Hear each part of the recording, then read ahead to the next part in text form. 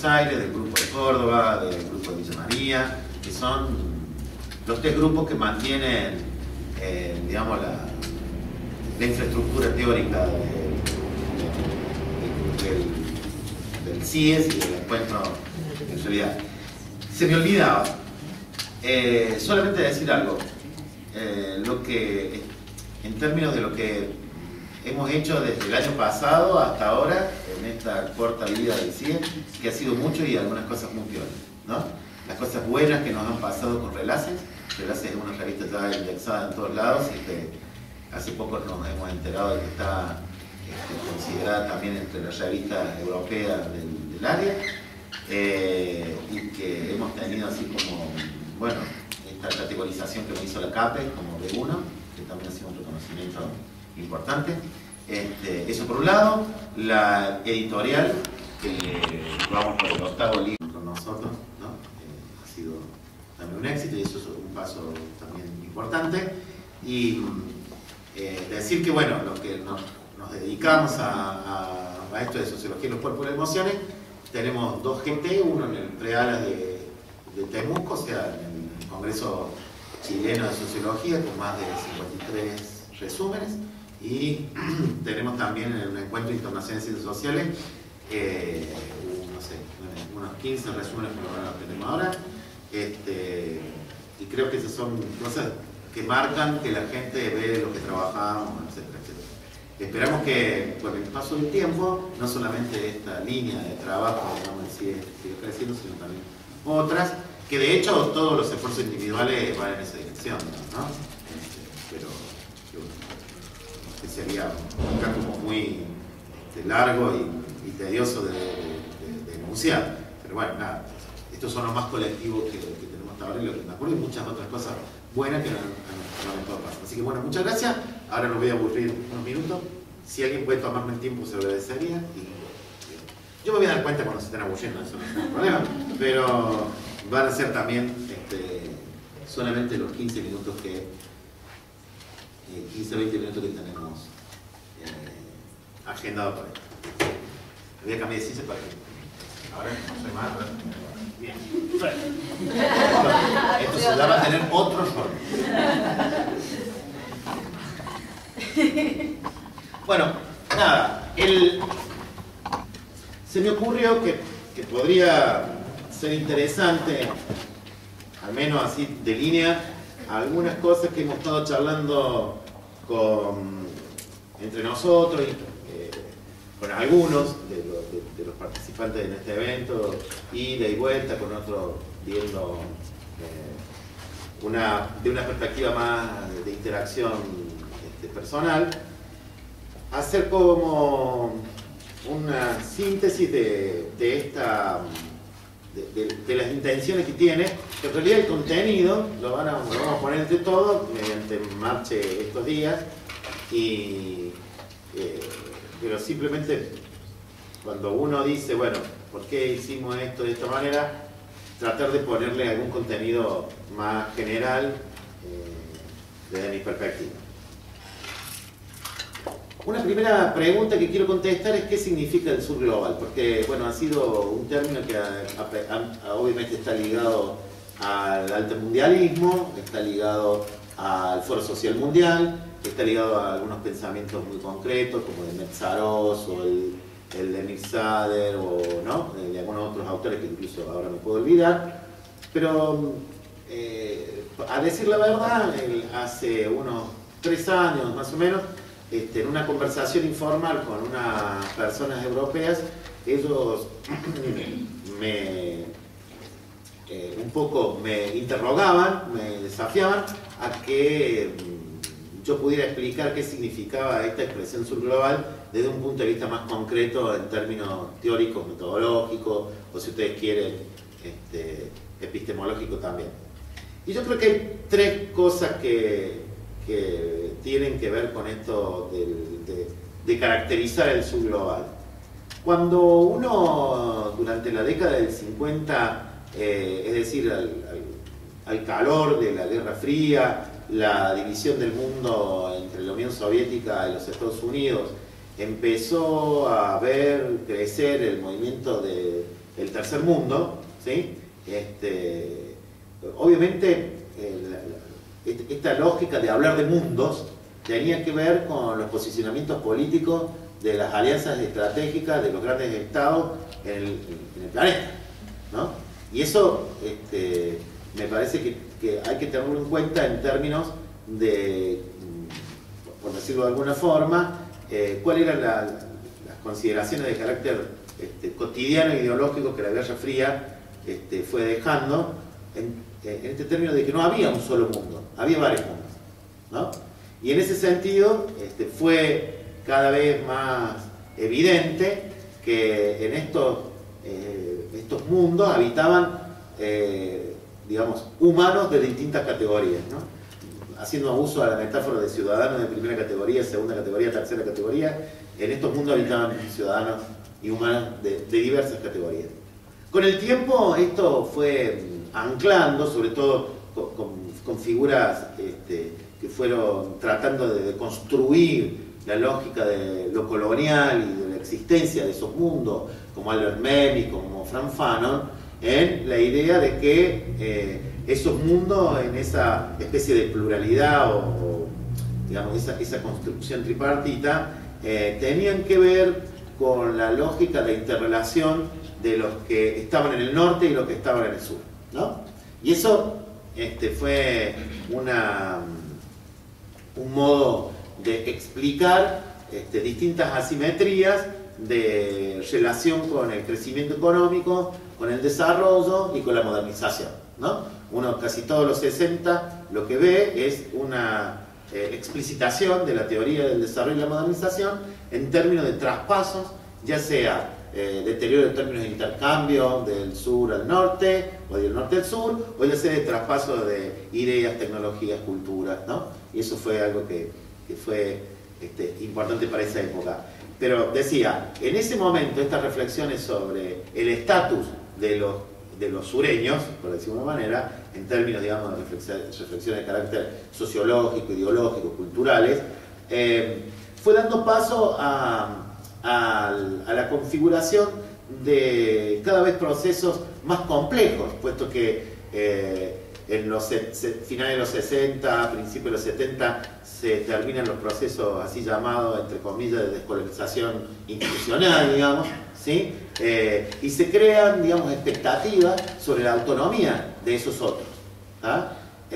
Todo esto paralelo, el paralelo es simplemente analítico ahora para poder decirlo, ¿sí?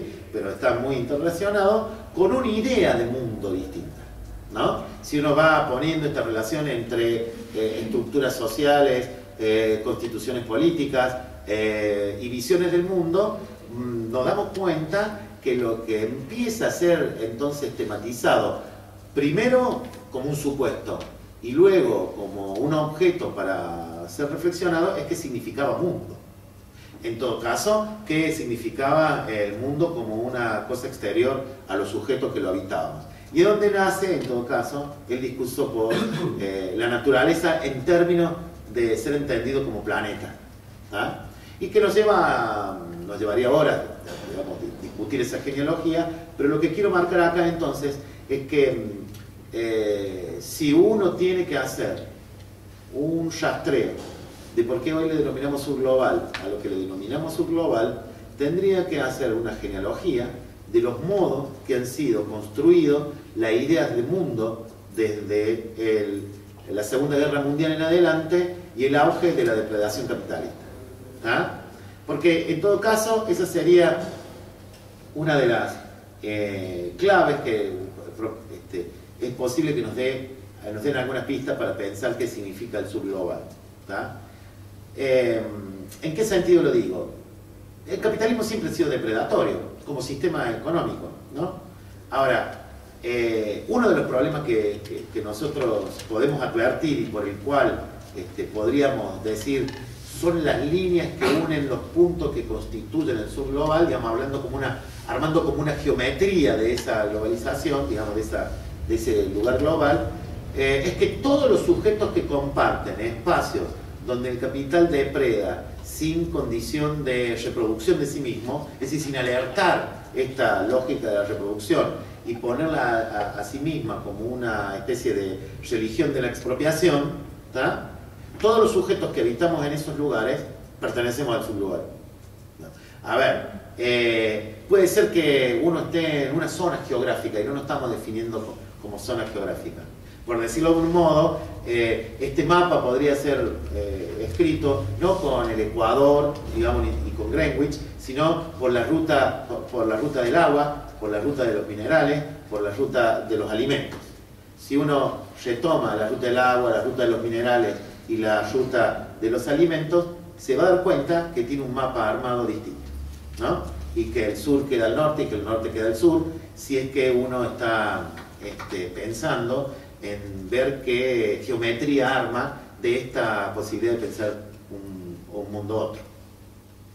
Pero eso, que nosotros venimos hablando mucho, y en Ontaiken, en nuestro boletín lo pueden encontrar mucho. Bueno, acá está Horacio Machado, digamos, que se ha convertido hoy en el principal especialista de la materia en Argentina, pero más allá de eso, ¿por qué se ríen? ¿Sí, sí?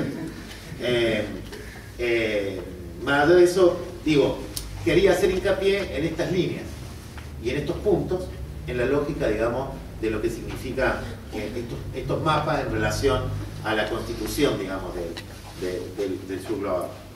Otra cosa que está interesante, que también lo ha tenido siempre el capitalismo, es la subjetivización mercantilizada, ¿no?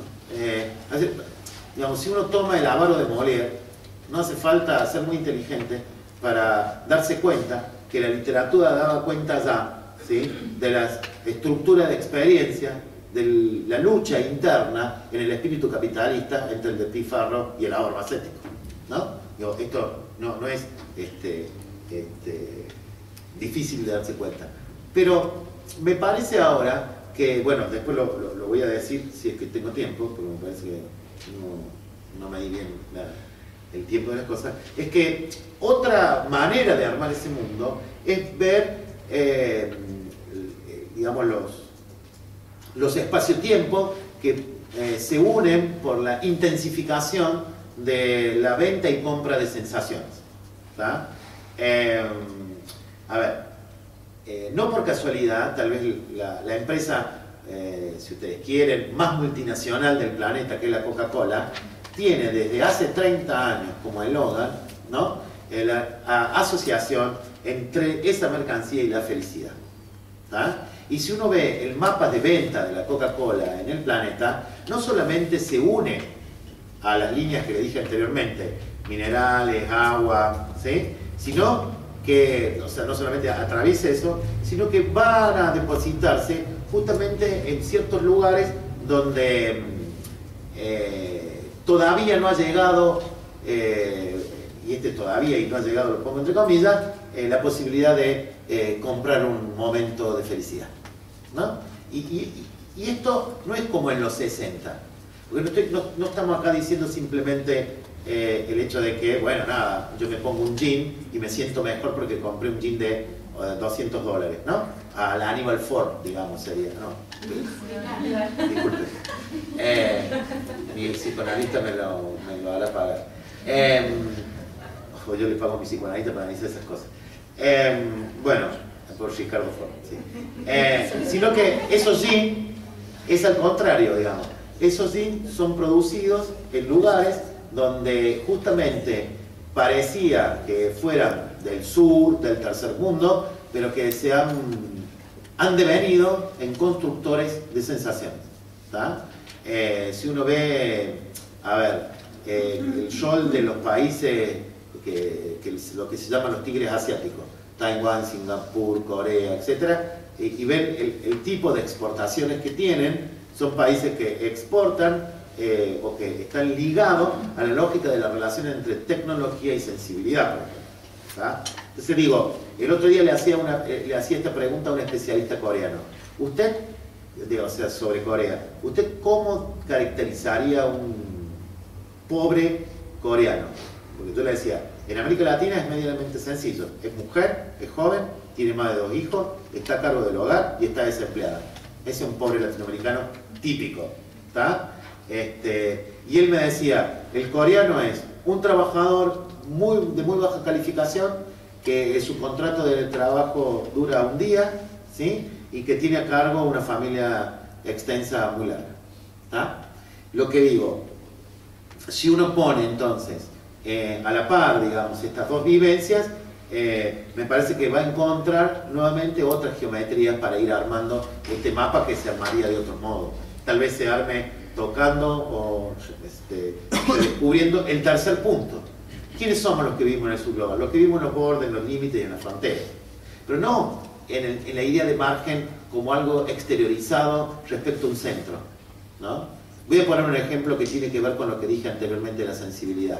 Los que vivimos alrededor de Buenos Aires, alrededor de Barcelona, alrededor de Singapur, alrededor de Tokio, alrededor de San Francisco, alrededor del DF. Digo, ¿por qué? Porque si hay una característica de esta relación entre depredación y subjetivización mercantilizada, es que el capitalismo cada vez más la ha puesto en la ciudad colonial como objeto, ¿no? Es decir, ¿a qué le llamamos nosotros ciudad colonial? Por más que podamos luego, después se puede extender esto y que alguien pueda hacer una lectura más detenida sobre el tema.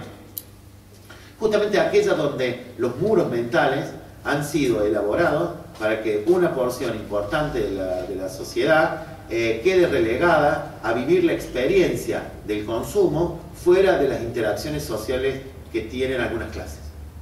¿Tá? Es decir, nosotros tenemos en toda la ciudad latinoamericana calles que ciertas clases no cruzan, ¿no? Y que cuando las cruzan la hacen infringiendo justamente esa lógica del amurallamiento.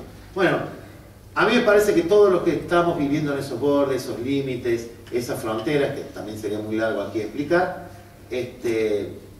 podríamos hacer lo siguiente: tomar una de las líneas que dije en el primer punto, la línea de los alimentos, y darnos cuenta cómo se concentra y distribuye las alimentaciones en las ciudades. Y de ese modo, ¿no?, haciendo lo que algunos hacen, siguiendo la huella del carbono de los alimentos, por decirlo de una manera, o de la comida, o haciendo mapas de la mercantilización de los alimentos, lo que vamos a llegar claramente es a darnos cuenta de cómo se escribe otra ciudad totalmente distinta, ¿no? El mapa de la ciudad no es la ciudad que nosotros conocemos, ¿no? Es una ciudad que está atravesada por las primeras líneas, constituida por la subjetivización esta que decía anteriormente, pero que le da tierra, ¿no? Le pone un acaecimiento particular ahora. Ahora bien, me parece que esto que decía anteriormente se encarna en tres cosas que tenía para desarrollar mucho más, pero que voy a tratar de ser breve en estas ideas. Me parece que hay estas vivencias que decía recién pueden ser de alguna manera ancladas en tres cuestiones básicas. Los cuerpos, en términos de la disponibilidad de energías que hay, las emociones en tanto de esta lógica del parque temático de la cocina del autor, y la tercera cuestión es este eje de la sociedad como algo que va de lo real a la economía política y la moral. ¿Qué significa esta disponibilidad de energías? Si ustedes ven el mundo contemporáneo en términos de su cotidianeidad y la nueva estructuración social, las verdaderas desigualdades se dan en términos de nutrientes. Hay informes de la Asociación de Neurólogos Internacionales, de la OMS, de distintos organismos internacionales, que si hay un déficit a nivel global que asegura las trazas de las desigualdades, es la capacidad de configurar nutrientes que tiene, de absorber nutrientes que tienen los cuerpos en el mundo. Estoy hablando simplemente de los alimentos, pero además las consecuencias que esto tiene para el cuerpo en términos fisiológicos, ¿no? A ver, una de las rutas de reflexión que a mí me parece más interesante es no simplemente, como estudiamos casi todos los que estamos acá que nos dedicamos a eso, nosotros no, los cuerpos como los estudiamos en términos de su geometría corporal, la gramática de las acciones, la disponibilidad corporal, etcétera, etcétera, sino algo mucho más fisiológico que tiene que ver con la distribución anterior a la lógica del Estado, ¿no?, que determina también el moverse y el reproducirse. Los próximos años, ¿no?, esto es lo que acuerdan muchos especialistas, tanto de las ciencias biológicas como de la ciencia de la vida, por decirlo de una manera, como de la medicina, etcétera, etcétera, que va a haber millones de sujetos que no van a poder moverse porque tampoco van a poder, entre comillas, producir un acto reflexivo tal como lo indicaría la lógica del homínido. Y esto es algo muy interesante, ¿tá? Voy a poner un solo ejemplo que se nos dan en todas las calles de ciudades complejas de América Latina y no tan complejas también, es aquella cantidad de personas que vemos todos los días que no pueden tramar la palabra y que le cuesta hablar. Cada vez nos encontramos cada vez más en las calles con gente que no puede hablar. Bueno, eso no es una cuestión individual, es una cuestión colectiva.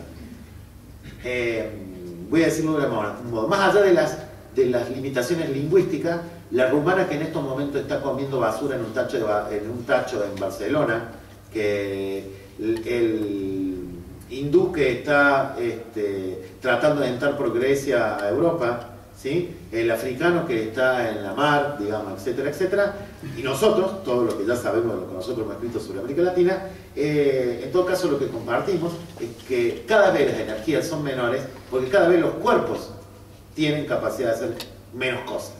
Y no lo decimos desde el punto de vista sociológico, sino desde un punto de vista filosófico, digamos, y fisiológico.